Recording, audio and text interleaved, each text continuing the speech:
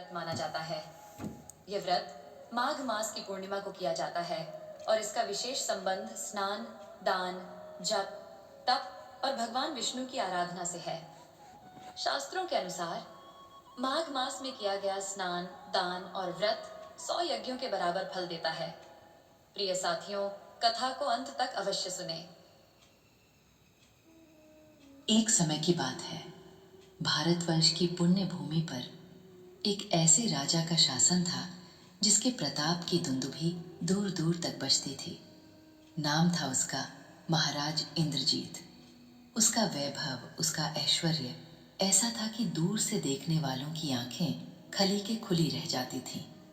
सोने चांदी से मंडित महल, बहुमूल्य वस्त्रों में सजे सेवक और रत्नों से दमकते सिंहासन पर बैठा वो राजा सचमुच इंद्र के समान प्रतीत होता था। किंतु इस अलौकिक वैभव के भीतर एक भयावह अंधकार छिपा था। राजा इंद्रजीत स्वयं को भगवान विष्णु का परम भक्त कहता था। उसके दिन का आरंभ और अंत विष्णु सहस्त्र नाम के पाठ से होता। उसके राज्य में भव्य विष्णु मंदिर थे जहां नित्य अनेकों विद्वान ब्राह्मण पूजन करते। वो बड़े बड़े यज्ञ करवाता, दान पुण्य के नाम पर स्वर्ण मुद्राएं उड़ेल देता, लेकिन परंतु उसका हृदय वो पाषाण का बना था। जहां एक ओर वो भगवान के चरणों में शीश नवाता, वहीं दूसरी ओर अपने राज्य के दीन दुखियों, अभावग्रस्त निर्बलों को वो तुच्छ कीड़े मकोड़ों से भी बदतर समझता था। ये दरिद्री तो मेरे पुण्य के बोझ हैं, वो मन ही मन कुरता। इनका दुख इनके कर्मों का फल है, मैं क्या करूं? उसकी भव्य पूजाएं, उसके दान सब केवल अपने अहंकार को संतुष्ट करने के लिए थे। वो सोचता, मैं विष्णु का परम प्रिय हूं, मेरा स्थान वैकुंठ में सुरक्षित है। उसकी आंखों में एक अजीब सी चमक थी, अहंकार की, आत्म प्रशंसा की। करुणा का कोई चिन्ह नहीं। माघ मास की पूर्णिमा का दिन था। ये दिन भगवान विष्णु को अत्यंत प्रिय है। शीतल पवन बह रही थी और मंदिरों में घंटियों की मधुर ध्वनि गूंज रही थी। महाराज इंद्रजीत ने आज एक विशाल यज्ञ का आयोजन किया था। पूरा राजमहल चंदन और धूप की सुगंध से महक रहा था। राजा स्वयं रेशमी पीतांबर धारण किए, मस्तक पर चंदन तिलक लगाए पूर्ण श्रद्धा से यज्ञ में आहुतियां दे रहा था। उसके चेहरे पर गर्व का भाव स्पष्ट था। आज भगवान मुझ पर अवश्य प्रसन्न होंगे। आज मेरी भक्ति की पराकाष्ठा है। यज्ञ समाप्त हुआ। ब्राह्मणों को भोजन कराया गया, स्वर्ण मुद्राएं दी गईं। अब राजा राजसी वस्त्रों में अपने भव्य सिंहासन पर बैठा अपनी प्रशंसा सुनने के लिए उत्सुक था। मंत्रीगण, दरबारी सभी उसकी भक्ति और उदारता की झूठी स्तुति करने लगे। महाराज, आप जैसा भक्त इस पृथ्वी पर दूसरा नहीं। साक्षात श्रीहरि आप पर कृपा बरसाते हैं। तभी द्वारपालों ने आकर सूचना दी, महाराज, एक वृद्ध भिक्षुक द्वार पर खड़ा है। वो बहुत दुर्बल और जीर्ण शीर्ण वस्त्रों में है, परंतु कह रहा है कि उसे आपसे मिलना है। वो कहता है कि वो विष्णु का भक्त है और पूर्णिमा के पावन अवसर पर आपसे भिक्षा चाहता है। राजा इंद्रजीत के माथे पर बल पड़ गए। भिक्षुक यहाँ इस पवित्र दिवस पर मेरी भव्यता को भंग करने के लिए? उसकी आंखों में घृणा तैर गई। इसे अंदर लाओ, देखते हैं कौन है ये धूर्त। भिक्षुक को भीतर लाया गया। वो सचमुच अत्यंत वृद्ध था। उसके केश श्वेत थे और मुख पर गहरी झुर्रियां थीं। शरीर इतना दुर्बल कि हड्डियां साफ दिख रही थीं। उसके वस्त्र फटे हुए थे और पैरों में कांटे चुभे होने के निशान थे। उसकी आंखें, उन आंखों में एक अथाह पीड़ा थी, परंतु उसके भीतर कहीं एक अलौकिक चमक भी छिपी थी, जिसे राजा अपनी अहंकार भरी दृष्टि से देख न सका। भिक्षुक ने हाथ जोड़ कर कहा, महाराज, धर्मराज, मैं बहुत दूर से आया हूँ, कई दिनों से भूखा हूँ। माघ पूर्णिमा का दिन है। मैंने सुना है कि आप विष्णु के परम भक्त हैं और इस दिन कोई भी आपके द्वार से भूखा नहीं जाता। कृपया कृपया मुझे कुछ अन्न दे दीजिए, मेरे प्राण संकट में हैं। राजा इंद्रजीत ने उसे ऊपर से नीचे तक देखा। उसकी नाक सिकुड़ गई। अन्न? तुम जैसे दरिद्री को मैं अन्न दूं? मेरे इस पवित्र यज्ञ के बाद मेरी आंखों के सामने तुम जैसे मैले कुचैले प्राणी खड़े हो जाओगे? तुम्हें शर्म नहीं आती? भिक्षुक ने विनम्रता से कहा, महाराज, मेरा शरीर जीर्ण है, पर मेरी आत्मा में श्री हरि का वास है। आप भी तो विष्णु के भक्त हैं। चुप करो, राजा गर्जा। तुम जैसे पाखंडी अपनी गरीबी छिपाने के लिए भगवान का नाम लेते हो। तुम्हें तो भीख भी नहीं देनी चाहिए। जाओ यहाँ से, मेरे द्वार से दूर हो जाओ। तुम्हारी ये बदबू मेरे पवित्र महल को अपवित्र कर रही है। राजा ने अपने सेवकों को आदेश दिया, धक्के मारकर निकालो इसे, एक पल भी यहाँ ना रहे। भिक्षुक की आंखों से अश्रु बह निकले। उसने राजा को एक पल देखा। उसकी आंखों में एक अजीब सी चमक आई और वो बिना कुछ कहे धीमी गति से द्वार से बाहर चला गया। उसके हर कदम में जैसे एक गहरा आघात छिपा था। राजा ने गर्व से सीना ताना।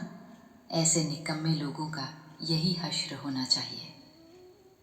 वो रात, ओह वो रात, माघ पूर्णिमा की वो चांदनी रात जो आमतौर पर सुख और शांति लेकर आती है, महाराज इंद्रजीत के जीवन में प्रलय का संदेश लेकर आई। राजा अपने कक्ष में सो रहा था, संतोष और गर्व से भरा हुआ। उसे क्या पता था कि उसकी आंखों से निकला एक आंसू, एक निर्बल की आह आज नियति का चक्र घुमा चुकी थी। आधी रात के करीब एक भयंकर गर्जना हुई महल के चारों, और अचानक आग लग गई। लपटें इतनी तेजी से फैलने लगी कि किसी को संभलने का मौका ही नहीं मिला। चारों ओर चीख पुकार मच गई। राजा हड़बड़ा कर उठा। उसने देखा उसका भव्य महल जल रहा था। उसके रत्न जड़ित वस्त्र, उसके सोने चांदी के पात्र, उसकी चित्रशालाएं, सब कुछ राख में बदल रहा था।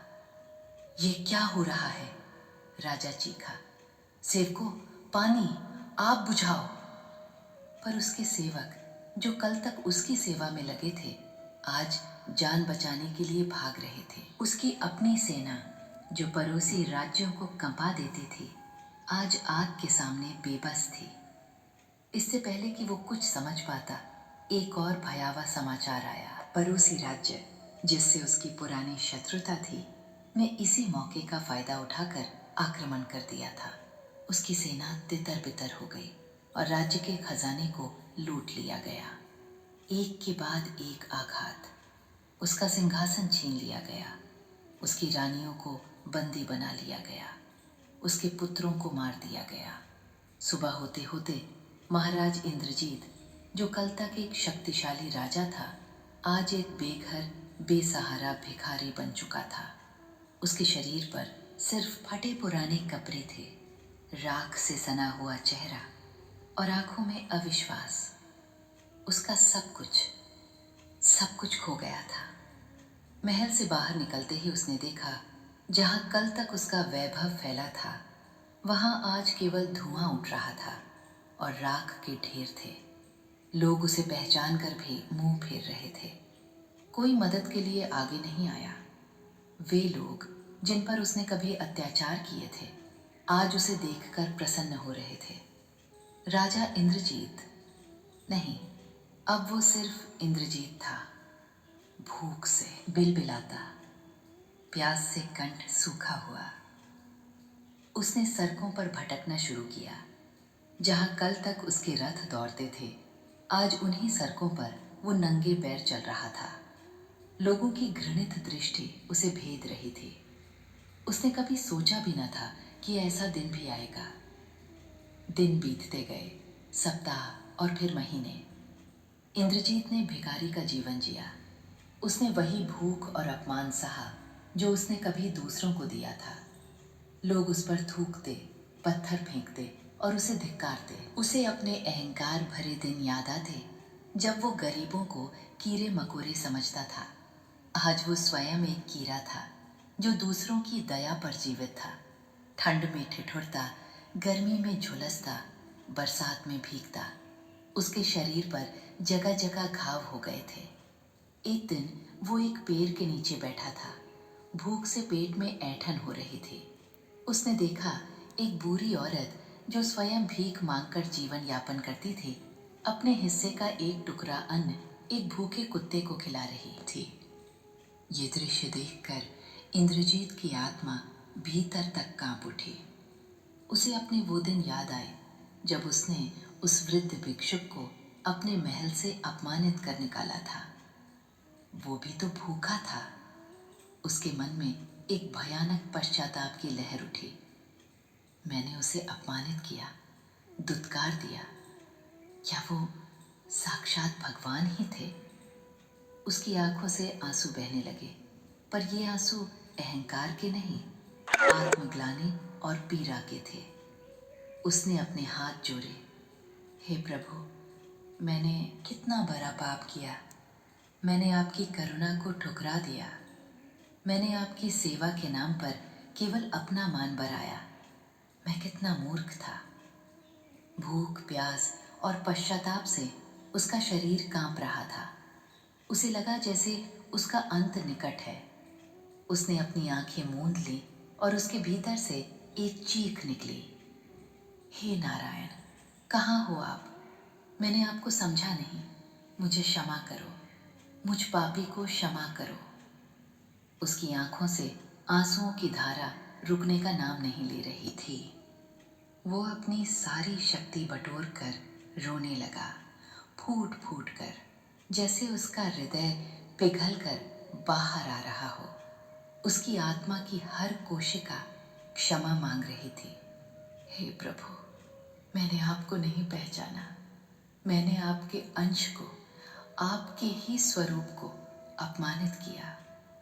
उसकी चीख, उसके पश्चाताप के आंसू, उन्होंने जैसे स्वर्ग के द्वार खोल दिए। एकाएक उस निर्जन स्थान पर एक दिव्य प्रकाश फैल गया।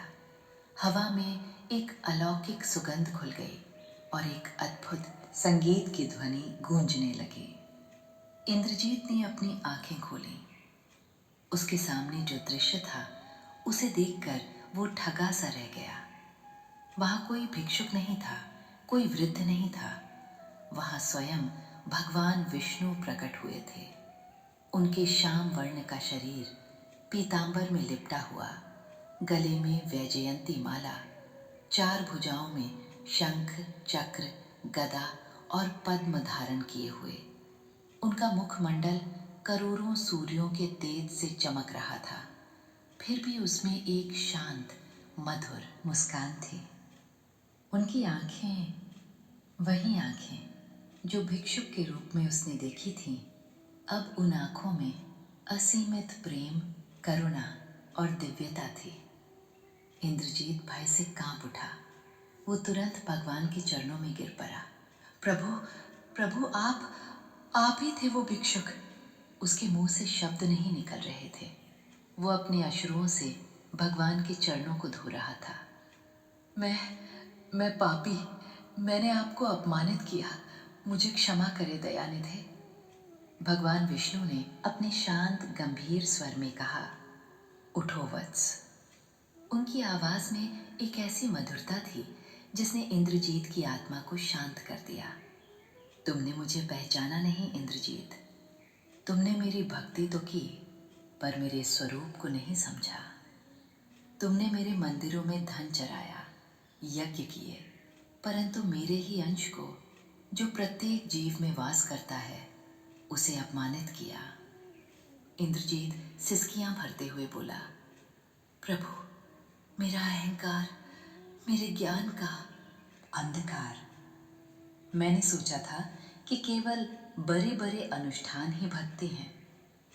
भगवान विष्णु ने मुस्कुराते हुए कहा, नहीं वत्स, भक्ति केवल मंदिरों में घंटी बजाना, यज्ञ करना या मेरा नाम जपना नहीं है। सच्ची भक्ति तो करुणा में है, प्रेम में है, सेवा में है। जब तुम किसी भूखे को अन्न खिलाते हो, किसी प्यासे को पानी पिलाते हो, किसी दुखी के आंसू पोंछते हो, तो तुम साक्षात मेरी सेवा करते हो। हर जीव में मैं ही वास करता हूँ। तुमने मुझे ही अपने द्वार से अपमानित कर निकाला था। उनकी आंखों में गहरा भाव था। उन्होंने धीरे से कहा, भक्ति बिना करुणा के अधूरी है। जो भक्ति मनुष्य को अहंकारी बनाए, जो उसे दूसरों से श्रेष्ठ समझे, वो भक्ति नहीं, केवल दिखावा है। तुमने अपनी कठोरता और अहंकार से अपना सब कुछ खो दिया। ये मेरा ही विधान था, ताकि तुम जीवन का सच्चा पाठ सीख सको। इंद्रजीत का हृदय जैसे पिघल गया। उसे अपनी सारी गलतियां स्पष्ट दिखाई देने लगीं। प्रभु, मैंने समझ लिया, मैंने जान लिया, मुझे क्षमा करें। मुझे बस एक अवसर दीजिए। मैं अपने शेष जीवन में आपकी सच्ची भक्ति करूंगा। भगवान विष्णु ने अपना हाथ उठाकर उसे आशीर्वाद दिया। तुम्हारी तपस्या पूर्ण हुई इंद्रजीत। तुमने अपने अहंकार का त्याग किया और अब तुम्हारा हृदय करुणा से भर गया है। जाओ, अब तुम संसार में मेरी सच्ची भक्ति का प्रचार करो। उसी क्षण भगवान अदृश्य हो गए। इंद्रजीत अब अकेला था, पर अब वो अकेला नहीं था। उसका मन शांत था। हृदय में करुणा का सागर उमड़ रहा था। उसे अपना राज्य, अपना वैभव वापस नहीं चाहिए था। उसे अब केवल सेवा करनी थी। उस दिन से इंद्रजीत ने अपना शेष जीवन दीन दुखियों की सेवा में समर्पित कर दिया। वो अपनी पहचान छिपाकर उन लोगों की मदद करता जिन्हें उसने कभी तुच्छ समझा था। वो भिक्षा मांगकर खाता और जो कुछ भी पाता उसे दूसरों के साथ बांटता। उसने अपनी आंखों से देखा कि सच्चा सुख, सच्ची शांति दूसरों की सेवा में है, उनके आंसू पोंछने में है। वो कभी राजा इंद्रजीत था, पर अब वो करुणा योगी के नाम से जाना जाता था। उसकी कथा पीढ़ियों तक सुनाई गई